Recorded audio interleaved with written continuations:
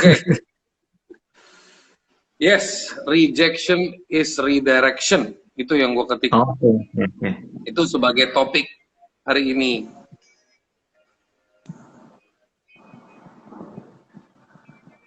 Oke.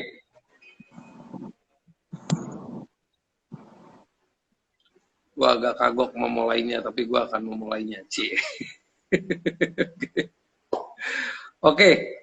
So, guys, it's an honor, sebuah kehormatan buat gue, di mana Bro Edo sudah mengiyakan untuk hadir dalam acara Bincang Bareng Bro Neil. Hari ini kita akan ngobrol-ngobrol, kita akan bicara tentang rejection is redirection. And Bro, how have you been? How was your day? Sehat. Hari ini sudah mulai berlaku new normal, jadi teman-teman sudah mulai masuk ke kantor lagi untuk pertama kalinya setelah beberapa bulan ini. Tadi kita sempat reunian lah, makan-makan sama mereka karena ada yang ulang tahun juga. Ya udah sekarang makan-makan dengan gaya new normal. Oh iya, pakai distancing. Iya, pakai social distancing. Jadi restoran sekarang. Tapi pakai masker juga nggak? Pas lagi di kantor pakai masker, tapi pas lagi makan ya nggak bisa pakai masker juga kan?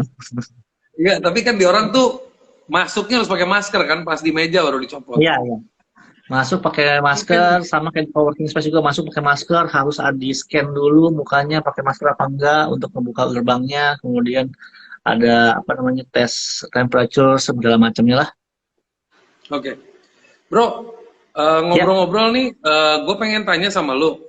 Lo itu dapat inspirasi dari mana sih? Kok bisa agak kreatif gokil gitu sih kadang-kadang?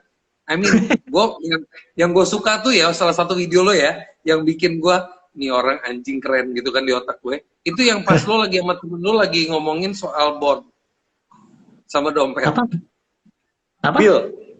Jadi lo bikin video TikTok, Bill sama dompet. Jadi yang satu lagi lihat dompet kaget, yang satu lihat dompet kaget kosong gitu. Itu gue suka banget sih. Iya. Ya kebanyakan sih kalau ide-ide gitu sebenarnya ada yang challenge memang sudah dibuat sama si TikToknya. Jadi ada tren-tren challenge, ada tren-tren lagu yang bisa dimanfaatin. Jadi sebenarnya nggak mentah juga kalau TikTok ataupun Instagram, tapi kalau YouTube memang agak mentah. Kita harus mikirin dari awal apa yang lagi trending, apa yang lagi pengen diomongin sama orang, baru kita ciptakan dari topik itulah apa yang relatable sama orang-orang dan penonton saya gitu. Oke. Dan apa yang membuat lo masuk menjadi konten kreator? Lo dulu ngambil jurusan apa kek? Atau lo sempat kuliah kemana gitu? Kalau bisa masuk ke jurusan itu? Saya masuk dari entertainment sebenarnya karena nomor satu nggak ada pilihan. Jadi dulu karena kita datang dari keluarga yang kekurangan. Saya juga tinggal sendiri di Jakarta, jadi saya nggak bisa berdagang, nggak bisa jualan, nggak bisa berusaha atau bisnis. Jadinya saya pikir apa yang saya punya nempel di badan ini itulah yang saya pakai, salah satunya ya keahlian untuk dunia entertainment gitu. Jadi saya casting, berbekal modal saya sebagai MC ulang tahun, saya casting ke TV-TV, ke PH-PH. Dari sanalah baru saya mulai tahu bahwa saya ternyata tidak cocok untuk di TV karena ditolak terus. Tapi saya nggak mau patah semangat. Akhirnya saya coba bikin portfolio di YouTube. Saya kirimin ke TV-TV lagi, ternyata tetap tidak diterima. Tapi ternyata penolakan ya? Iya. Kayaknya 1000 kali casting paling cuma 1 kali yang tembus. Itu pun cuma selewat aja gitu. Terus waktu itu tahun 2009 apa 2010. Waktu itu zamannya netizen masih sangat suportif dengan netizen yang lainnya. Nggak seperti sekarang kan, berbeda sekali. Soalnya dulu zamannya kasus masih hot kan, kebanyakan mahasiswa luar negeri kan, mahasiswa Amerika yang itu di Forum Indonesia. Jadi mereka sangat suportif sekali. Begitu gue posting di Kaskus, ternyata ada 2-3 orang yang nonton. Ternyata mereka kasih semangat, wah ini bagus nih, bisa jadi YouTubers dari Indonesia. Padahal dulu belum kepikiran apa itu YouTubers. Apa itu istilah YouTubers, saya cuma tahunya saya upload di YouTube aja. Ya udah dari sana ya saya ikutlah 2-3 orang itu. Sampai sekarang perlahan tapi pasti puji Tuhan diberkati sampai 3,7 juta subscribers. Wow, amazing. Bro, Ada dalam jalannya. proses Ya. rejection after rejection itu, lu nggak sempet kayak udah ah, gue masuk kerja kantoran atau gue, I don't know, should I just take some studies or anything? Oke, jadi after rejection, saya paling mentalnya adalah saya akhirnya ke Jepang untuk ngadu nasib. Saya ingat banget waktu itu saya apa namanya? Saya audisi untuk VJ Han, MTV VJ Han. Itu saya sama Boy William waktu itu jadi 4 besar. Saya, Boy William, terus ada satu orang lagi orang Inggris, satu lagi cewek yang apa semua saya agak lupa namanya, keturunan Indian gitu.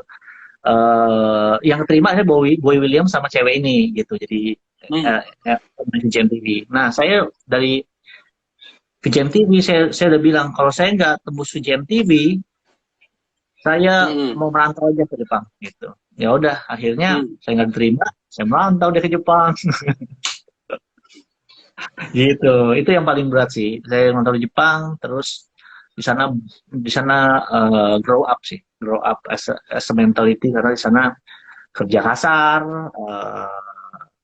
apa namanya, kerja sabutan, nggak punya rumah, terus sampai sempat tidur di hutan juga waktu di Jepang, karena ya di sana tidak seindah anime Naruto lah. Itu lo umur berapa tuh bro? Waktu lo di sono lo lagi umur berapa tuh bro? Aduh, umur 20-an lah, gue nggak tahu. Kayaknya 20-an. Iya, 20 kayaknya sih. Lupa saya 2000 berapa itu ya. Oke. Bro, pada saat lo dapat info, apalagi lo sempat cerita sama gue kalau lo itu sempat communicate sama 3 orang yang sempat nge-advise lo di Kaskus yang zaman dulu netizen memberi lo harapan atau memberi lo insight gitu kan, dan lo membuat konten. Ini kerennya nih, lo membuat konten untuk entertain 3 orang itu kan di awal. Iya. Nah? Iya, betul. Waktu itu saya masih jaga warnet waktu itu. Jadi karena saya jaga warnet, jadi saya lumayan gampang akses internet kan untuk uploadan gitu. Jadi ya udah ya 2-3 orang itulah yang saya bikin video untuk 2-3 orang itu ketawa aja. Gitu. Saya sama paling teman-teman saya yang di warnet apa namanya mungkin dia suka ketawa-tawa kalau saya bikin video gitu. Dan itu membuat saya seneng sih. Dari 2-3 orang jadi 15 orang saya ingat, terus ya bertambah-tambah terus lah. Waktu zaman saya jadi YouTuber susah banget sih. Pertama, orang nggak tahu apa itu YouTube sebagai sebuah platform. Kalau sekarang semua tahu apa itu. Begitu ngomong itu langsung, Kalau sekarang dulu YouTube tuh apa? Friendster namanya. Iya, Facebook. Zaman dulu masih Friendster ya. Iya. Sebelum Facebook ya. Iya, betul. Nah, dari situ lo pas masuk ke YouTube itu dan lo lagi berkaryanya lo di YouTube itu, lu mengenal informasi atau mengenal AdSense segala itu di zaman-zaman itu kan nggak gampang bro. Dan lu juga. Pertama saya tidak pernah merasa diri saya berkarya ya. Saya cuma posting video-video aja gitu. Saya nggak tahu kenapa kata berkarya itu begitu mudah dikatakan sama anak-anak zaman sekarang ya, karena di generasi saya kalau dibilang karya itu harus Mona Lisa gitu, harus. Oke. Definitionnya udah harus benar-benar masterpiece. Jadi gue cuma posting video aja lah pokoknya di sana. Ya nggak ada pikiran nama AdSense karena memang dulu belum ada AdSense di Indonesia, atau saya tidak mengerti sama sekali dengan AdSense. Iya. And then lu sempat bilang juga tentang stand up comedy bro, like you had a passion. Iya. Enggak. Kalau stand up comedy enggak sih. Saya dulu lebih ke sketsa, karena saya dulu pernah di kampus Extravaganza, pernah lebih ke acting komedi sih sama presenting. Kalau stand up comedy zaman saya belum ada istilah stand up comedy. Zaman 2010 di Indonesia kayaknya belum kenal stand up comedy. Begitu Raditya Dika lah yang bawa dan populerin itu, dan itu tahun 2010 kayaknya baru mulai ada stand up comedy. Zaman saya belum ada. Tapi lu waktu itu udah mulai ngikutin stand up comedy dari luar kah, dari internet kah, No, atau no, no. never know anything about it? Gua nggak ngerti sama sekali tentang stand up comedy, tapi gua ngerti, tapi gue punya apa namanya, gue punya role model, yaitu Ryan Higa. Ryan Higa dibilang stand up comedy, nggak juga, lebih ke vlogging sih, apa namanya, sketches komedi sih.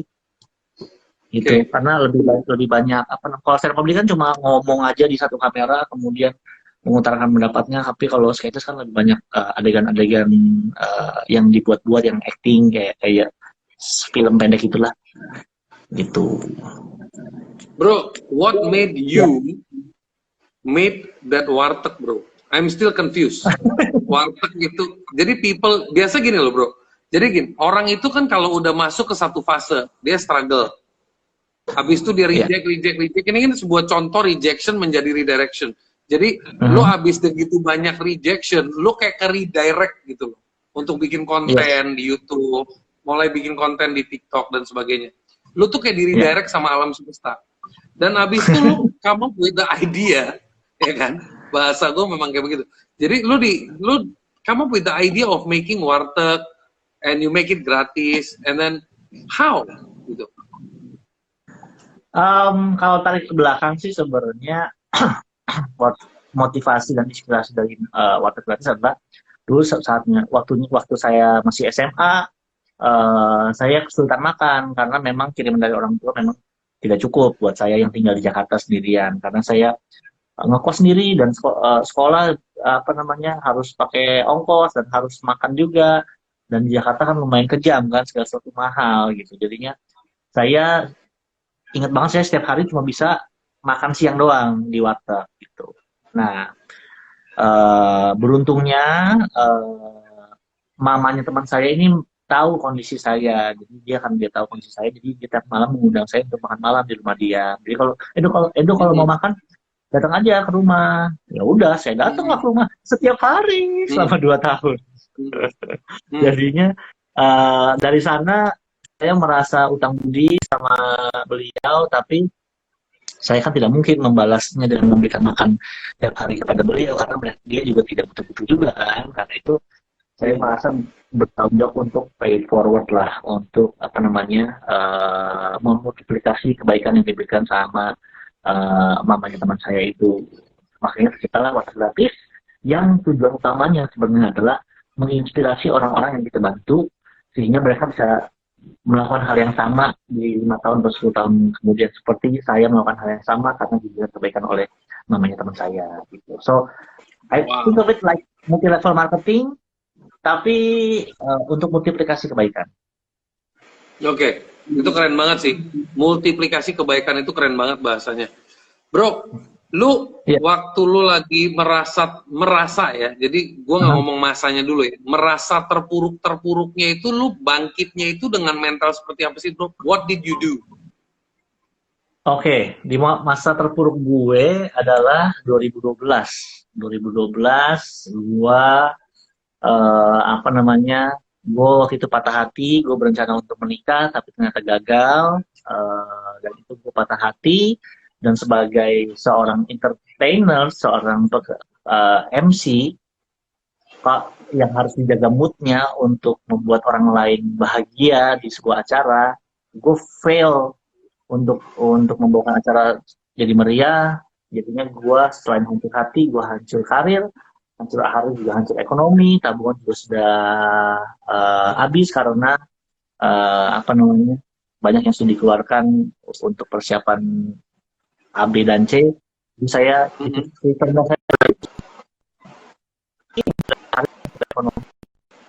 dan atau harus kemana gitu. Dan pada saat itu gue coba ke teman-teman lama gue, tapi setiap kali ketemu mereka senang, Tapi begitu pulang, every night is a very hard night. Gue udah coba ke keluarga gue, setiap pas lagi sama keluarga ya bisa bisa hilang pikiran-pikiran buruk, pikiran-pikiran depresi, pikiran-pikiran mau bunuh diri.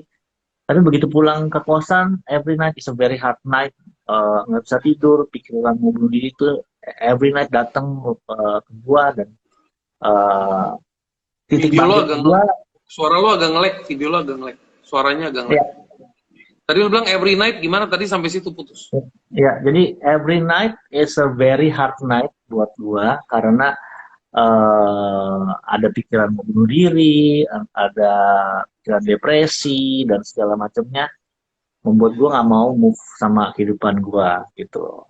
Tapi at some point di satu titik sebuah status BlackBerry Messengers itu menyelamatkan gue. Jadi kalau dulu kan BlackBerry Messengers kalau kita dengar sebuah lagu itu muncul kan now listening gitu ya. Iya. Nah, gue punya teman ini dengernya lagu rohani terus bro. Dan kalau di update status, ini update status ayat-ayat Alkitab gitu. Bisa dibilang, kalau gue melihat dia pada saat itu dia adalah fanatik. Itu yang gue rasakan pada saat melihat dia ya. Jadi dia memang bukan sosok yang disukai banyak orang lah. Terutama gue, gue dan teman-teman gue yang agnostik, anak malam dan segala macamnya lah gitu. Tapi pada saat gue lagi terpuruk, nggak tahu mau kemana, ke kiri, ke kanan, ke depan, ke belakang nggak bisa. Status BlackBerry Messengers ini membuat gue penasaran apa yang membuat dia tuh apa ya cinta banget sama agamanya gitu. And then singkat cerita, gue datang ke ke gereja dekat rumah gue itu dekat kosan gue itu di Tanjung Duren dan gerejanya adalah di Central Park NDC Ministry. Disitulah mulai mulai gue mengerti the meaning of life, kenapa tujuan hidup gue harus apa, dan kenapa Tuhan buat gue lahir dari keluarga yang broken home, keluarga yang berkekurangan dan segala macamnya. Dan I understand selama ini gue masuk dunia entertainment dengan tujuan yang salah, makanya nggak berhasil. Karena gue dulu masuk entertainment, gue mau orang sayang gue mau orang cinta sama gue mau orang mengidolakan gue karena gue sebagai anak broken home, gue butuh kasih sayang itu. Nah, begitu gue sudah mengerti jalan hidup gue ganti tuh tujuannya gue masuk dunia entertainment, yaitu gue pengen jadi dampak buat anak-anak muda.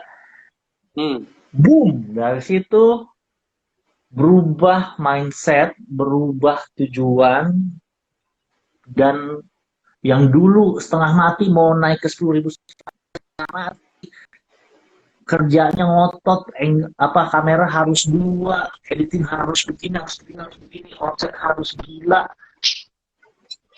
nggak sampai 10.000 subscriber susah banget. Tapi begitu gue ganti mindset, gue ganti tujuan dari gue masuk di entertainment, 500.000 dalam setahun 500.000 subscribers, tahun berikutnya 1 subscribers, jadi yang punya gold play button kedua di Indonesia setelah Raditya Dika.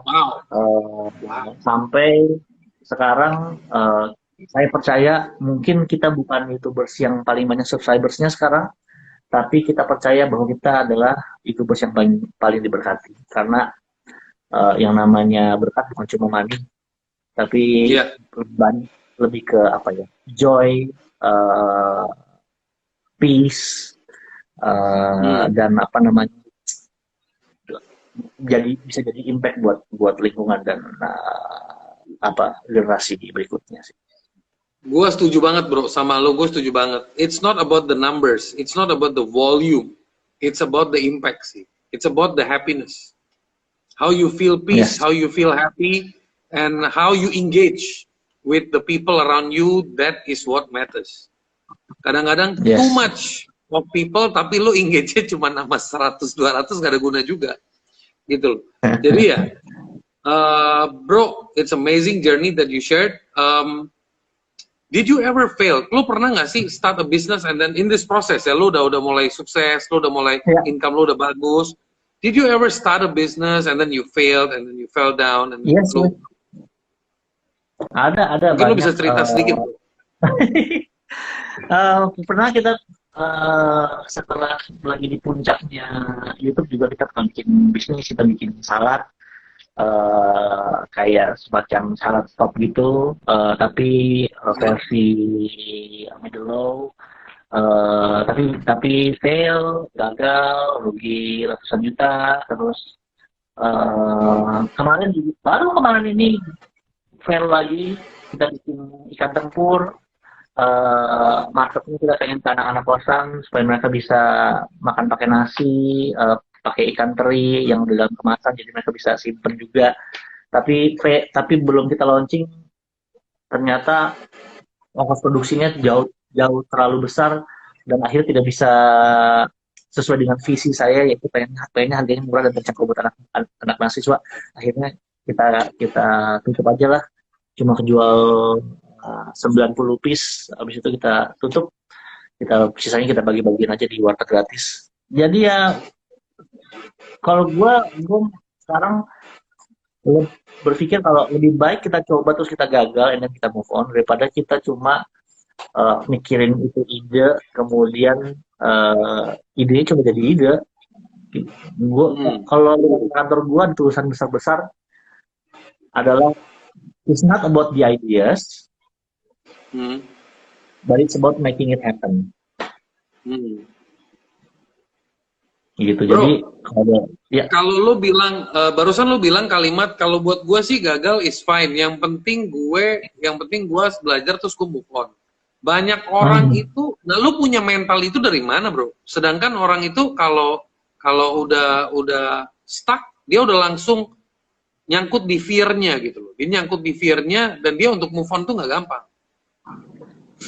Apa ya, sebenarnya ini proses pendewasaan sih, bro. Karena gue sudah pernah jatuh jauh sekali, jadi pada saat gue merasakan kegagalan ini, ya gue selalu bilang ya I've been worse lah, and God help me. Jadi yang kayak gini-gini mah ya Tuhan merem lah gitu. Selalu ya Tuhan lebih besar daripada masalah-masalah saya, itu saya percaya banget. Jadi karena Tuhan pernah selamatkan saya di jurang yang sangat dalam sekali. Jadi kalau kita kesandung atau jatuh, tinggal jalan lagi aja, tinggal tinggal lakukan yang terbaik aja.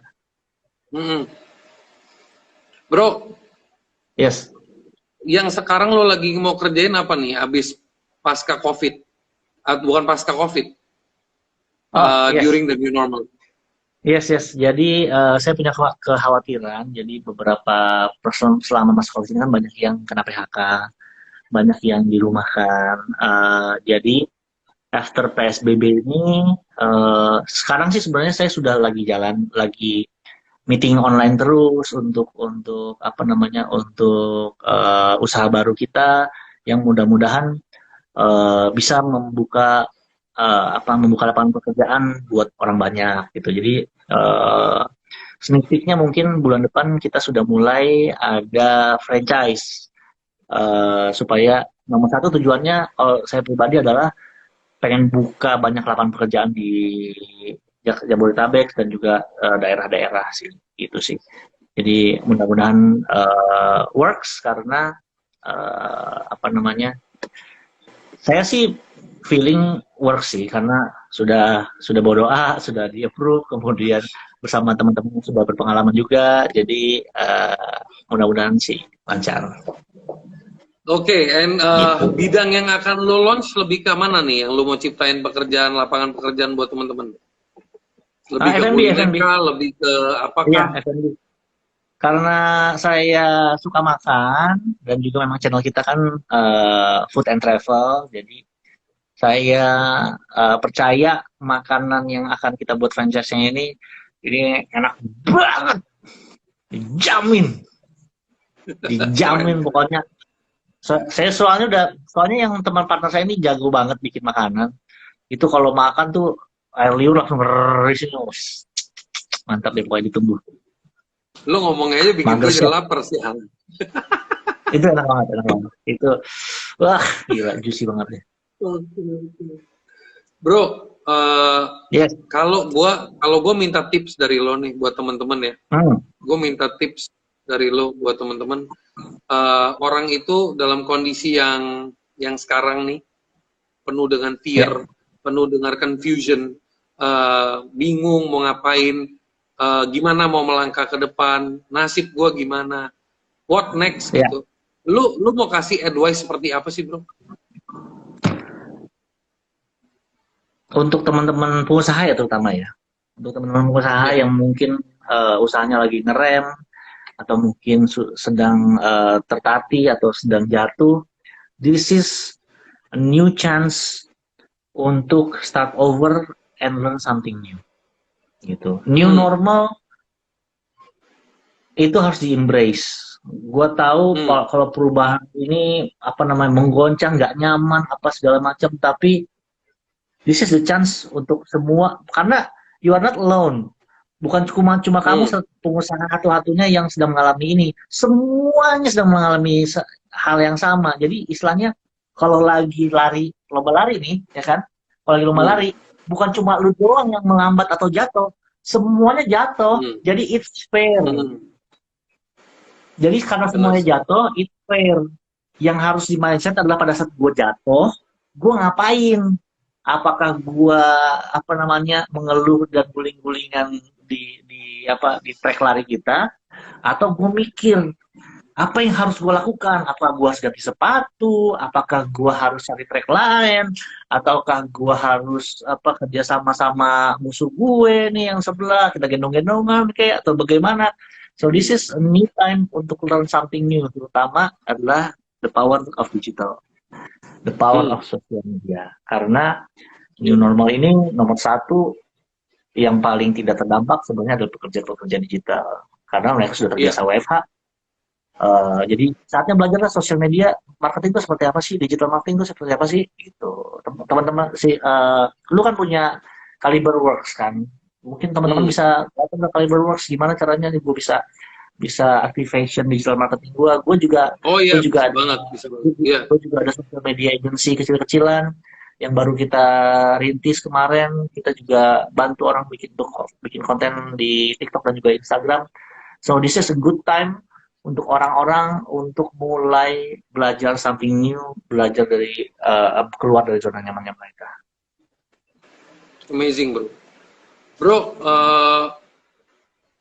Menurut lo dalam proses ini orang itu harus meningkatkan skill apa sih, bro, supaya dia bisa survive di dalam abis keterpa pandemik ya?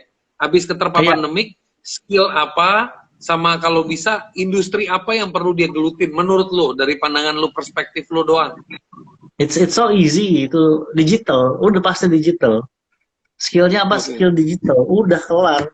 Gimana caranya membuat bisnismu digital, udah. Dan semua sudah sedang melakukannya, semua sedang belajar. Kalau lu nggak mau bergerak sekarang, akhirnya lu ketinggalan lagi. Tapi lu merasa nggak sih kalau habis kondisi pandemik ini, habis work from home, kalau kita ngomong di 3 bulan terakhir ini, yang mendadak pada bikin konten, maksudnya bikin konten di YouTube, bikin konten di IG, bikin konten di Facebook, udah kayak setan banget banyaknya gitu kan. Nah, betul. Itu akan jadi overrated, apa justru itu akan membuka peluang, bro? Kan kadang-kadang orang suka mikir ya. Iya. Sebenarnya gue selalu percaya begini, semua orang punya niche-nya dan marketnya masing-masing. Cuma bagaimana orang nggak serakah aja. Karena kalau dulu kan konten-konten dikit, saya, Raditya Dika, Benda Kribo, Tendra Leo, jadi semua orang terpaksa nonton kita, gitu. Karena dikit. Tapi sekarang kan semua sudah banyak. Yang suka fashion ada YouTubers ini, yang suka bisnis ada YouTubers ini, yang suka handphone ada YouTubers ini, yang suka gaming ada YouTubers ini. Jadi tidak bisa serakah lagi. Lu harus benar-benar niche dengan orang-orang yang memang lu punya kesamaan sama lu, dan birds of the same feather flocks together. Orang-orang Iya. kalau lu suka bisnis ya orang-orang yang suka bisnis juga akan follow lu kok gitu. Jadi kuatin niche-nya aja, jangan jangan serakah mau ngambil semua lapisan masyarakat. Udah, that's not the game plan anymore. Apalagi semakin banyak konten kreator kan makin niche. Gimana caranya yang niche itu Iya. bisa jadi apa namanya? Bisa jadi apa namanya? Komunitas. Ya, komunitas bisa jadi lingkar dalam. Jadi lingkar dalam bisa jadi pasar, bisa jadi market, bisa jadi konsumen, bisa jadi apa namanya bisa jadi reseller apa segala macam. Itu yang bisa harus diaktifasi. Amazing. Bro, sambil kita sedikit menyapa audiens ya. Jadi kayaknya Yes. banyak tadi gue perhatiin pada nanya bahas apa kok. Jadi hari ini kebalik, harusnya gue yang interview dia di channel gue. Tapi tadi nggak, jadi loading aja. Jadi gue yang masuk ke channelnya Bro Edo. Oke, salam kenal, nama saya Sunil. Hari ini acaranya bincang bareng Bro Nil. Jadi gue tuh menginterview Edo. Gue ngefans juga sama Edo. So I'm same like you guys. Dan topiknya itu rejection is redirection, itu penolakan yang menjadi berkah, penolakan yang menjadi blessing gitu. Jadi dari journey-nya Bro Edo itu, gue cukup terinspirasi bahwa dia itu melewati sekian banyak penolakan dan sekian banyak situation, akhirnya menjadi blessing gitu, dan dia bisa menjadi content creator yang menurut gue very autentik menurut gue. Jadi ya kan orang itu bisa ikut-ikutan. Kalau ini menurut gue autentik banget, dan kadang-kadang kocaknya juga bikin gue ketawa sendiri gitu. And ya gue cukup apa ya? Cukup bersyukur kalau lo bersedia untuk gue interview, dan thank you banget karena tujuan gue pengen membuat orang lebih dapat resonansi positif. Ya kan, kadang-kadang orang tuh cuma melihat oh he is just another influencer dan sebagainya, tapi they don't know the pain that you go through gitu kan. Sebuah perjalanan itu kan penuh dengan tantangan yang lo lewatin. Itu sih. Jadi teman-teman kalau ada yang mau nyapa, ada yang mau nanya, sok silahkan. Jadi ya betul, autentik, ini tadi bagus nih. Autentik, mind blowing, ya betul banget. Gitu. So, sambil lo sapa-sapa deh bro, tuh teman-temannya pada nunggu disapa sama lo bro. Halo fans, mungkin teman-teman yang mau nanya silahkan nanya, mudah-mudahan saya bisa sharing atau apa namanya meresponi jawaban atau komentar teman-teman semuanya. Terus saya benerin lampu dulu biar terang dikit. Hai Margi, apa kabar kamu?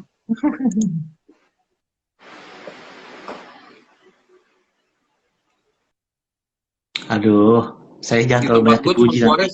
Keluarnya kayak router tuh nggak lo, jedet nggak keluar flow gitu.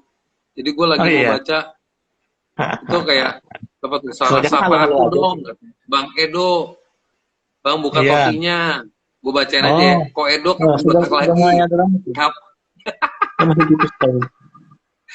Kak bikin video parodi lagi kak. Iya, Master hello. Bikin parodi sekarang. Wijaya. Bikin parodi Alex. Iya, parodi itu makan-makan di YouTube, di Instagram promosi. Bro, sambil nunggu pertanyaan, gue nanya lagi nih bro. Yes. Ya kan, hari ini teman-teman kalau agak-agak kaget atau kurang tepat topiknya, mohon maaf karena memang lagi bawaannya lebih ke inspirasi. Oke, anyway, so tapi kita bawa kocak dikit aja bro. Jadi hal terkocak apa yang terjadi dalam journey lu pada saat lu menuju ke content creation bro? Hah? Maksudnya apa nih? Pada saat jadi kejadian-kejadian yang nyebelin tapi bikin lo ketawa sebenarnya. Oh, jadi pada saat awal-awal apa namanya YouTubers dikenal orang gitu kan, orang-orang masih sangat heboh melihat YouTubers gitu kan. Jadi suatu hari saya lagi pipis di toilet umum ya kayak di mall gitu kan. Terus ada mahasiswa cowok gitu, kencing juga di sebelah gua kan, urinal cowok sama cewek, urinal cowok kan Ya, sebelah ya, sebelah gitu kan. Kemudian ya. dia lihat gue gitu kan, dia bilang, "Hah, Edo yang YouTubers ya?" Terus gua kan lagi kencing kan, "Shh," gitu kan. "Oh iya iya iya, boleh minta foto nggak?" "Ah, sekarang gitu." "Iya iya iya, saya lagi, padahal saya lagi masih lagi kencing posisinya." "Shh." Terus dia, "Boleh nanti nggak setelah kita kencing bersama?" "Oh iya iya kok, maaf maaf." Ya udah, akhirnya dia nungguin di luar. Jadi apa namanya, se excited itu sampai lupa bahwa kita sedang sama-sama sedang kencing. Hmm. Dia masih mau Luar berfoto dengan biasa. saya yang kencing. Itu lucu sih. Ya, itu menurut gua udah shock dia harus momennya itu dia nggak mau kehilangan momen, bro. Iya, dia nggak makan momen sih, tapi nggak pada saat saya tidak pakai celana juga kan. Hmm. Ya gua mau ngebayangin aja udah aneh gitu kan. Lagi kencing tau ada yang nyapa mau foto gitu kan. Gokil. Iya, mau foto sama saya atau sama yang di bawah.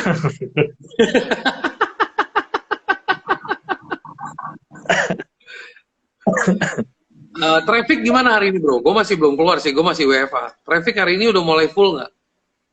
Traffic sebenarnya dari kemarin udah mulai full juga sih. Sekarang ya lebih full lagi. Tapi tadi sih saya nggak keluar di rush hour. Jadi masih forgivable lah gitu. Okay, bro. Mhm. Last. I think it's already 40 minutes now. Ya, 42 minutes, yeah. 42 minutes, bro. Once we are done, please save it in your IG story ya. Nanti I will download, then you can delete it if you want to. oh ya, oke. Ya, yeah. Bro. Lu bisa kasih advice atau langkah awal nggak buat teman-teman yang sekarang merasa jobless, mendadak jobless. Oke. What should they Eh, do? buat teman-teman yang mendarat jobless, nomor satu sih belajar research di internet. Pergilah ke warnet kalau nggak ada kuota. Kemudian browsing lah. Sebenarnya sekarang itu nggak perlu punya kerjaan untuk punya pemasukan. Banyak banget apa namanya cara kita dapat pemasukan dengan apa yang kita punya. Yang penting asal mau. Se se se ininya nih, se non skillnya di internet, isi survei aja dibayar. Iya benar sih, benar itu gue nggak kepikiran loh, benar banget loh. Iya, isi survei aja dibayar, masuk ke website orang aja dibayar. Yang penting mau mau usaha untuk cari, mau usaha untuk belajar, baru nanti tambah-tambahin skill terus, karena sekarang adalah zamannya di mana skill itu lebih dinilai dibandingkan gelar kita. Gitu. Saya punya kru masuk ke saya, kebanyakan mereka belum lulus kuliah, malah ada yang cuma lulusan SMA. Tapi karena apa namanya, pada saat di interview attitude-nya baik, dan mau belajar, uh, dan mau dibimbing, semua sekarang keren-keren kerjaannya. Malah dulu saya punya satu editor tidak bisa ngedit. 1 bulan saya gaji cuma buat belajar. 1 bulan saya suruh dia menonton internet, belajar. Tapi karena dia editornya bagus, punya kemauan, sekarang jadi senior editor di saya, Amazing. dan jadi editor yang paling keren di kita. Gitu. Jadi Bro, lu gimana untuk mau bisa mengetahui gimana sih orang agar menciptakan attitude yang baik sih, bro? Oh, itu ada istri saya yang jago. Jadi biasanya di interview, istri saya lumayan keras karena dulu dia juga apa namanya punya pengalaman kerja di bank kan. Jadi kalau di interview sama istri saya, teman-teman mungkin ada yang trauma, tapi memang dia galak banget pada saat lagi interview. Jadi kelihatan kalau pada saat ditekan, orang tuh kelihatan aslinya, apakah dia ngelawan, cara dia bereaksi dalam tekanan, cara dia jawab pertanyaan. Itu sih yang bisa akhirnya bisa kelihatan gitu. Sama kadang-kadang kita kasih tes-tes tersembunyi lah, yang namanya, yang trik-trik HRD lah itu mah. tapi saya ini adalah tipe orang yang nggak takut untuk berhentiin orang, bro. Karena saya percaya pada saat dia masuk ke saya, kemudian 3 bulan trial, atau udah setahun sama kita pun, kalau memang saya merasa dia tidak cocok di jabatannya sekarang atau tidak berkembang di pekerjaannya yang sekarang, saya tidak segan-segan untuk memberhentikan, karena saya merasa daripada saya menahan dia di sebuah pekerjaan yang dia sudah tidak passion, dia akan jauh lebih bermanfaat di pekerjaan lainnya, dan dia bisa lebih bermanfaat dan berguna bagi perusahaan lain. Saya selalu percaya itu. Jadi saya memang orangnya nggak takut turnover gitu. Karena berkaca sama diri saya sendiri, saya juga dulu ditolak-tolak, diberhentikan sana sini, tapi semua ternyata untuk kebaikan saya sendiri, untuk grow as a person and as a career. Jadi you can be kind, but you can be firm ya. When it's wrong, it's wrong. When it's time, gitu ya. Ya. Gitu. Oke. At least I got to see that part. Bagus. Jadi keren. Jadi memang itu leadership sih menurut gua. Leadership itu memang di situ. Jadi you know waktunya to have fun, you know waktunya to be serious, you know when to be firm, you know when to be kind. Ada waktu-waktunya sih. Amazing. Bro, gua mau ngucapin terima kasih banget atas waktu lo. Gua mau ngucapin terima kasih banget buat teman-teman yang nonton. Semoga mendapatkan manfaat. Yang mungkin udah kenal Bang Edo atau Bro Edo, the man, ya bagus. Tapi kalau nggak, at least hari ini bisa melihat sisi lo yang lain, ya, melihat the kind part of you, the struggling part of you. Ya, kembali lagi buat teman-teman, gue belajar juga dari dia bahwa kalau kita dalam hidup itu mengalami kegagalan atau penolakan, itu artinya kita lagi diarahkan yang lebih baik gitu. Jadi penolakan itu lebih mengarahkan. Itu sih. Thank you bro. Thank you so much buat sharing lo. Amazing banget. Thank you. Stay in touch. And please don't forget to save it so I can download it. Alright? Okay. See ya. Okay. Thank you, Brunei. Take care, buddy. Shot the oven flow like you've never seen before. Gotta make sure that I leave them wanting more. Got the influence to turn a good girl to a hoe. Fuck around with me, you gon' wake up feeling sore. I don't fuck around, I'm here to stay no matter what you say. Just wait till I blow up like a film by Michael Bay. Till then, I'ma hustle and keep fighting.